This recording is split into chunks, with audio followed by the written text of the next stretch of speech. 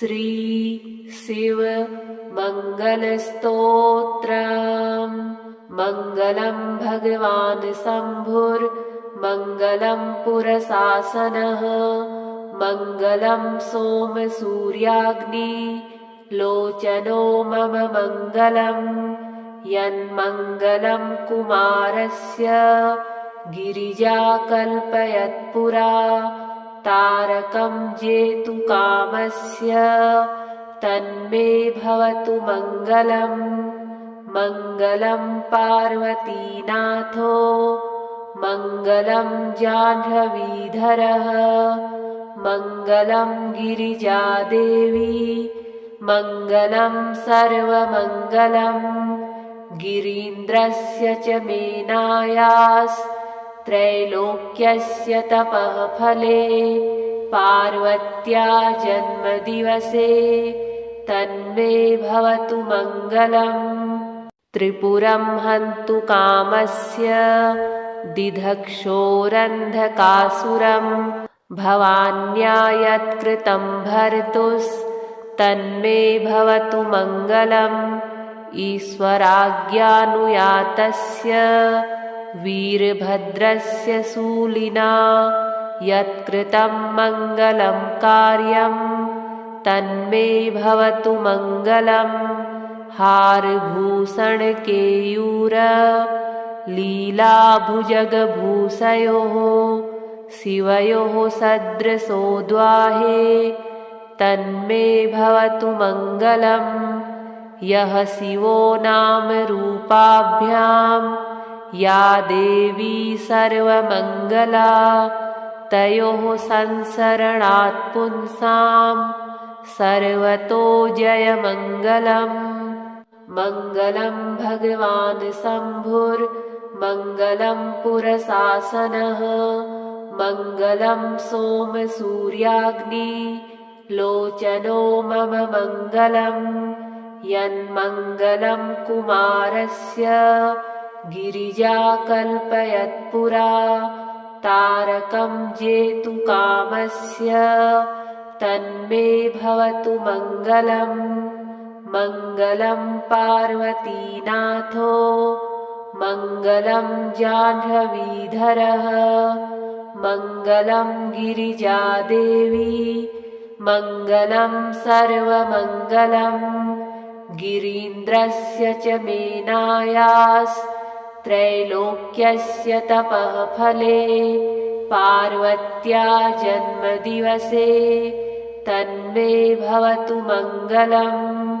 त्रिपुरं हन्तु कामस्य दिधक्षोरन्धकासुरम्। भवान्या यत्कृतं भर्तुस्तन्मे भवतु मङ्गलम्। ईश्वराज्ञानुयातस्य वीरभद्रस्य शूलिना यत्कृतं मङ्गलं कार्यं तन्मे भवतु मङ्गलम्। हारभूषणकेयूर लीलाभुजगभूषयोः शिवयोः सदृशोद्वाहे तन्मे भवतु मङ्गलम्। यः शिवो नाम रूपाभ्यां या देवी सर्वमङ्गला। तयोः संसरणात् पुंसां सर्वतो जयमङ्गलम्। मङ्गलं भगवान् शम्भुर्मङ्गलं पुरशासनः। मङ्गलं सोमसूर्याग्नि लोचनो मम मङ्गलम्। यन्मङ्गलं कुमारस्य गिरिजा कल्पयत्पुरा। तारकं जेतुकामस्य तन्मे भवतु मङ्गलम्। मङ्गलं पार्वतीनाथो मङ्गलं जाह्नवीधरः। मङ्गलं गिरिजादेवी मङ्गलं सर्वमङ्गलम्। गिरीन्द्रस्य च मेनायास्त्रैलोक्यस्य तपः फले। पार्वत्या जन्मदिवसे तन्मे भवतु मङ्गलम्।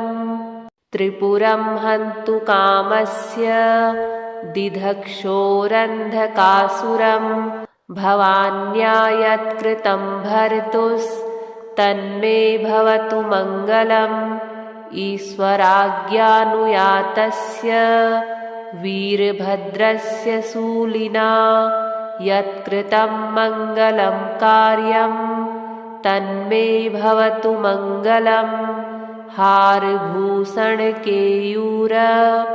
लीलाभुजगभूषयोः शिवयोः सदृशोद्वाहे तन्मे भवतु मङ्गलम् यः शिवो नाम रूपाभ्यां या देवी सर्वमङ्गला तयोः संसरणात् पुंसां सर्वतो जयमङ्गलम् मङ्गलं भगवान् शम्भुर्मङ्गलं पुरशासनः मङ्गलं सोमसूर्याग्निलोचनो मम मङ्गलम् यन्मङ्गलं कुमारस्य गिरिजाकल्पयत्पुरा तारकं जेतुकामस्य तन्मे भवतु मङ्गलम् मङ्गलं पार्वतीनाथो मङ्गलं जाह्नवीधरः मङ्गलं गिरिजादेवी मङ्गलं सर्वमङ्गलम् गिरीन्द्रस्य च मेनायास्त्रैलोक्यस्य तपः फले पार्वत्या जन्मदिवसे तन्मे भवतु मङ्गलम् त्रिपुरं हन्तु कामस्य दिधक्षोरन्धकासुरं भवान्या यत्कृतं भर्तुस्तन्मे भवतु मङ्गलम् ईश्वराज्ञानुयातस्य वीरभद्रस्य शूलिना यत्कृतं मङ्गलं कार्यं तन्मे भवतु मङ्गलम् हारभूषणकेयूर लीलाभुजगभूषयोः शिवयोः सदृशोद्वाहे तन्मे भवतु मङ्गलम् यः शिवो नाम रूपाभ्यां या देवी सर्वमङ्गला तयोः संसरणात् पुंसां सर्वतो जयमङ्गलम् मङ्गलं भगवान् शम्भुर्मङ्गलं पुरशासनः मङ्गलं सोमसूर्याग्निलोचनो मम मङ्गलम् यन्मङ्गलं कुमारस्य गिरिजाकल्पयत्पुरा तारकं जेतुकामस्य तन्मे भवतु मङ्गलम् मङ्गलं पार्वतीनाथो मङ्गलं जाह्नवीधरः मङ्गलं गिरिजादेवी मङ्गलं सर्वमङ्गलम् गिरीन्द्रस्य च मेनायास्त्रैलोक्यस्य तपः फले पार्वत्या जन्मदिवसे तन्मे भवतु मङ्गलम् त्रिपुरं हन्तु कामस्य दिधक्षोरन्धकासुरं भवान्या यत्कृतं भर्तुस्तन्मे भवतु मङ्गलम् ईश्वराज्ञानुयातस्य वीरभद्रस्य शूलिना यत्कृतं मङ्गलं कार्यं तन्मे भवतु मङ्गलम् हारभूषणकेयूर लीलाभुजगभूषयोः शिवयोः सदृशोद्वाहे तन्मे भवतु मङ्गलम् यः शिवो नाम रूपाभ्यां या देवी सर्वमङ्गला तयोः संसरणात् पुंसां सर्वतो जयमङ्गलम् मङ्गलं भगवान् शम्भुर्मङ्गलं मङ्गलं पुरशासनः मङ्गलं सोमसूर्याग्नि लोचनो मम मङ्गलम् यन्मङ्गलं कुमारस्य गिरिजाकल्पयत्पुरा तारकं जेतुकामस्य तन्मे भवतु मङ्गलम् मङ्गलं पार्वतीनाथो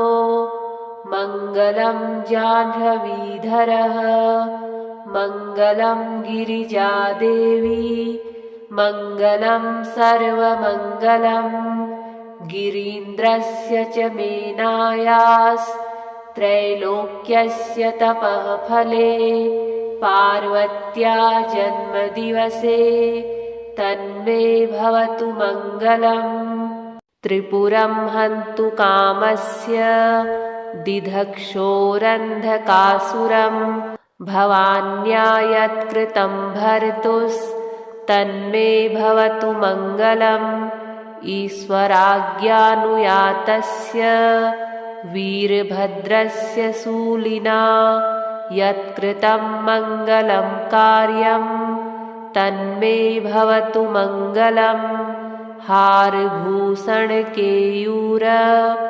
लीलाभुजगभूषयोः शिवयोः सदृशोद्वाहे तन्मे भवतु मङ्गलम् यः शिवो नाम रूपाभ्यां या देवी सर्वमङ्गला तयोः संसरणात् पुंसां सर्वतो जयमङ्गलम् मङ्गलं भगवान् शम्भुर्मङ्गलं पुरशासनः मङ्गलं सोमसूर्याग्नि लोचनो मम मङ्गलम् यन्मङ्गलं कुमारस्य गिरिजाकल्पयत्पुरा तारकं जेतुकामस्य तन्मे भवतु मङ्गलम् मङ्गलं पार्वतीनाथो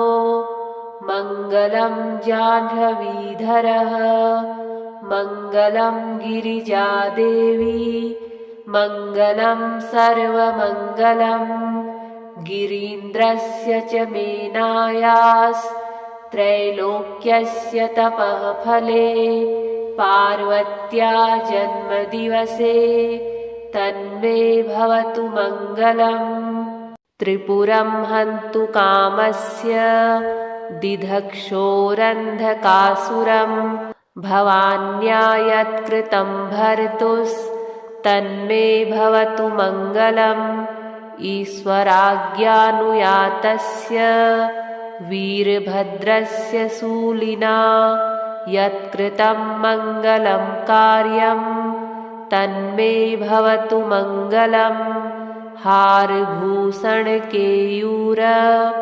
लीलाभुजगभूषयोः शिवयोः सदृशोद्वाहे तन्मे भवतु मङ्गलम् यः शिवो नाम रूपाभ्यां या देवी सर्वमङ्गला तयोः संसरणात् पुंसां सर्वतो जयमङ्गलम् मङ्गलं भगवान् शम्भुर्मङ्गलं पुरशासनः मङ्गलं सोमसूर्याग्नि लोचनो मम मङ्गलम् यन्मङ्गलं कुमारस्य गिरिजाकल्पयत्पुरा तारकं जेतुकामस्य तन्मे भवतु मङ्गलम् मङ्गलं पार्वतीनाथो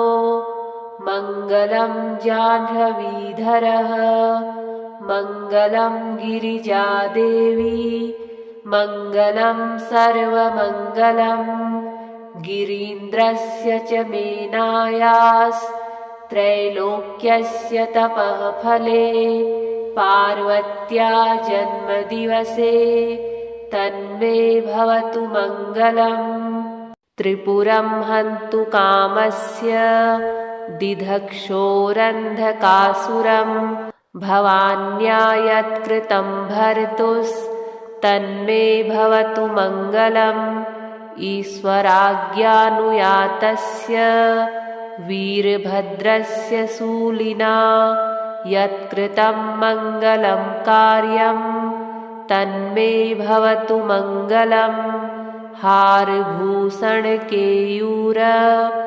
लीलाभुजगभूषयोः शिवयोः सदृशोद्वाहे तन्मे भवतु मङ्गलम् यः शिवो नाम रूपाभ्यां या देवी सर्वमङ्गला तयोः संसरणात् पुंसां सर्वतो जयमङ्गलम् मङ्गलं भगवान् शम्भुर्मङ्गलं पुरशासनः मङ्गलं सोमसूर्याग्निलोचनो मम मङ्गलम् यन्मङ्गलं कुमारस्य गिरिजा कल्पयत्पुरा तारकं जेतुकामस्य तन्मे भवतु मङ्गलम् मङ्गलं पार्वतीनाथो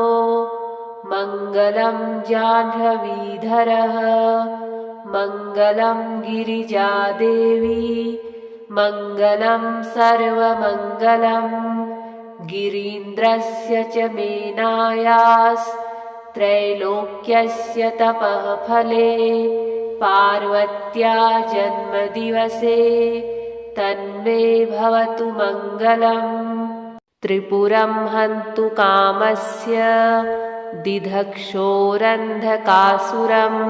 भवान्या यत्कृतं भर्तुस्तन्मे भवतु मङ्गलम् ईश्वराज्ञानुयातस्य वीरभद्रस्य शूलिना यत्कृतं मङ्गलं कार्यं तन्मे भवतु मङ्गलम् हारभूषणकेयूर लीलाभुजगभूषयोः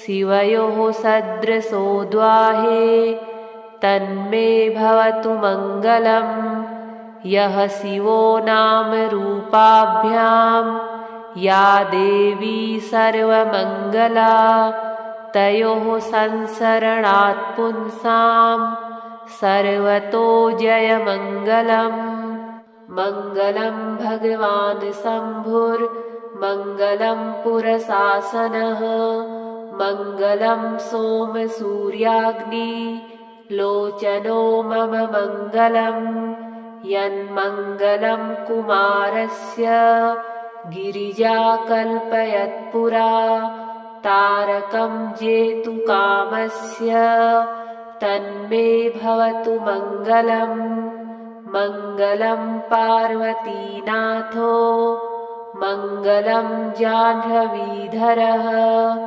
मङ्गलं गिरिजादेवी मङ्गलं सर्वमङ्गलम् गिरीन्द्रस्य च मेनायास्त्रैलोक्यस्य तपः फले पार्वत्या जन्मदिवसे तन्मे भवतु मङ्गलम् त्रिपुरं हन्तु कामस्य दिधक्षोरन्धकासुरं भवान्या यत्कृतं भर्तुस्तन्मे भवतु मङ्गलम् ईश्वराज्ञानुयातस्य वीरभद्रस्य शूलिना यत्कृतं मङ्गलं कार्यं तन्मे भवतु मङ्गलम् हारभूषणकेयूर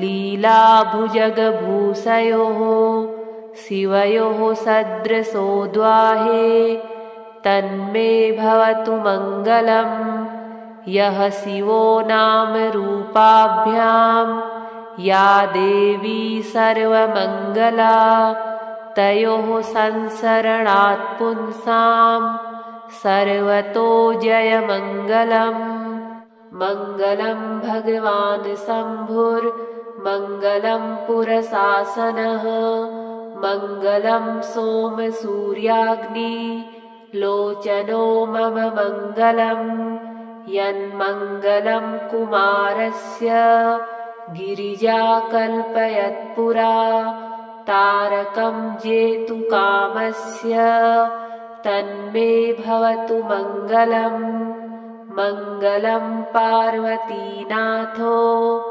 मङ्गलं जाह्नवीधरः मङ्गलं गिरिजादेवी मङ्गलं सर्वमङ्गलम् गिरीन्द्रस्य च मेनायास्त्रैलोक्यस्य तपः फले पार्वत्या जन्मदिवसे तन्मे भवतु मङ्गलम् त्रिपुरं हन्तु कामस्य दिधक्षोरन्धकासुरं भवान्या यत्कृतं भर्तुस्तन्मे भवतु मङ्गलम् ईश्वराज्ञानुयातस्य वीरभद्रस्य शूलिना यत्कृतं मङ्गलं कार्यं तन्मे भवतु मङ्गलम् हारभूषणकेयूर लीलाभुजगभूषयोः शिवयोः सदृशोद्वाहे तन्मे भवतु मङ्गलम् यः शिवो नाम रूपाभ्यां या देवी सर्वमङ्गला तयोः संसरणात् पुंसां सर्वतो जयमङ्गलम्